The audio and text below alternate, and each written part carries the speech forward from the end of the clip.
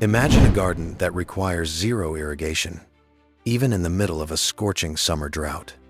Imagine a soil so rich and self-sustaining that it generates its own heat, its own nutrients, and its own water for over 2 decades without a single bag of store-bought fertilizer or a smart irrigation system. To the modern gardener, this sounds like a dream, or perhaps a scientific impossibility. We have been conditioned to believe that a garden is a fragile, demanding entity, a patient on life support that requires a constant drip of municipal water and chemical inputs to survive. But beneath the surface of the European forest tradition lies a forgotten agricultural technology that turns everything we know about gardening upside down. This is the story of the lazy garden, or hugelkultur, a biological machine that waters itself for 20 years. And today, we are going to ask the most important question. Why was this world-changing method erased from our collective memory?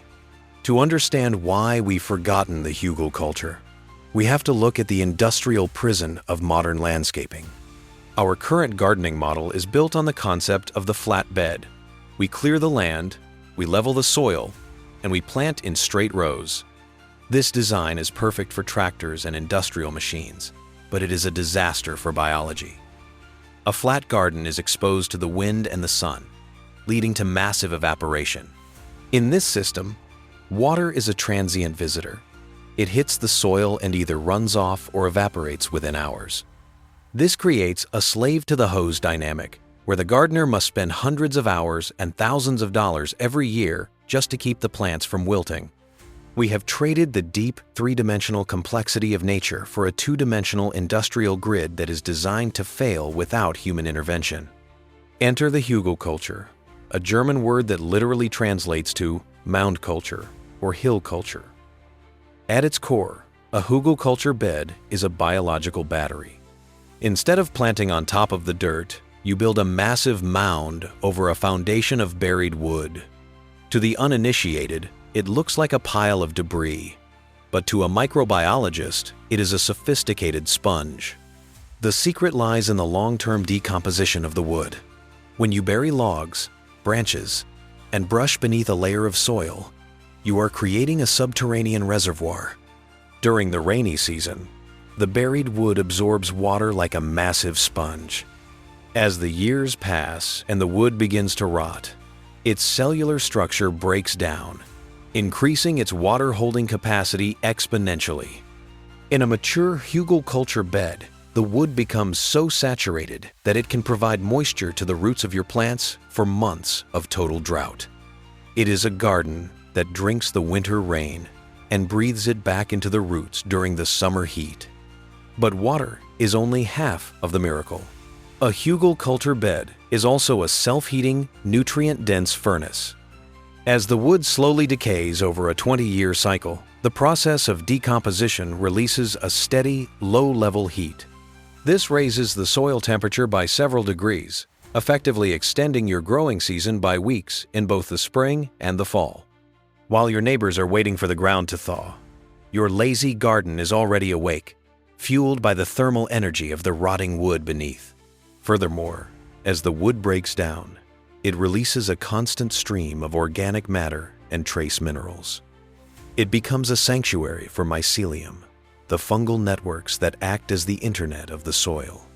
These fungi transport nutrients from the deep wood directly to the roots of your vegetables, creating a symbiotic relationship that makes synthetic fertilizers completely obsolete. So, why did we forget it? Why isn't every backyard in the world a series of self-watering mounds? The answer lies in the economics of effort. The industrial agricultural complex cannot sell you a hugelkultur bed. They cannot patent a rotting log or a pile of fallen branches.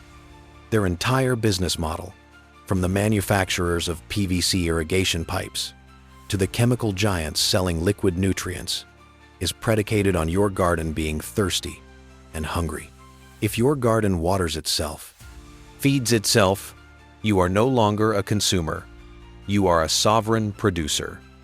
The lazy garden was forgotten because it is too efficient for a capitalist food system. It was replaced by the neat garden, a high-maintenance, aesthetic-driven model that prioritizes straight lines and mulch over biological performance and water conservation. Reclaiming this technology is the ultimate act of lazy rebellion. Building a hugelkultur bed is a one-time investment of labor that pays dividends for a generation. You start by digging a trench or simply clearing a space on the ground. You pile up logs, oak, maple, poplar, or birch work best, avoiding woods like cedar or walnut that contain natural herbicides. You fill the gaps with smaller branches and twigs, then layer on nitrogen-rich materials like grass clippings, manure, or compost. Finally, you cap the entire mound with a layer of topsoil. In the first year, the bed is a powerhouse of growth. By year 5, the wood has reached peak sponge capacity. By year 10, the internal structure has turned into a rich, black humus that is practically impossible to overwater or underwater. It is the most resilient agricultural system ever devised for the home scale.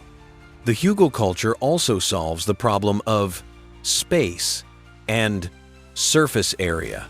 By building up instead of out, you effectively double or triple your growing area. A mound that is 4 feet wide at the base and 3 feet high has significantly more planting surface than a flat bed of the same width. This creates microclimates, a sunny south side for your peppers and tomatoes, and a shaded, cooler north side for your greens and herbs. You are no longer fighting the landscape. You are creating a 3-dimensional ecosystem that mimics the floor of an ancient forest. You are harnessing the power of the edge effect, where the diversity of life is highest at the transition between the wood and the soil. We are living in an era of water insecurity and rising costs. The slave to the hose model is no longer sustainable. We cannot continue to pour treated municipal water onto flat, thirsty dirt while the climate becomes more erratic.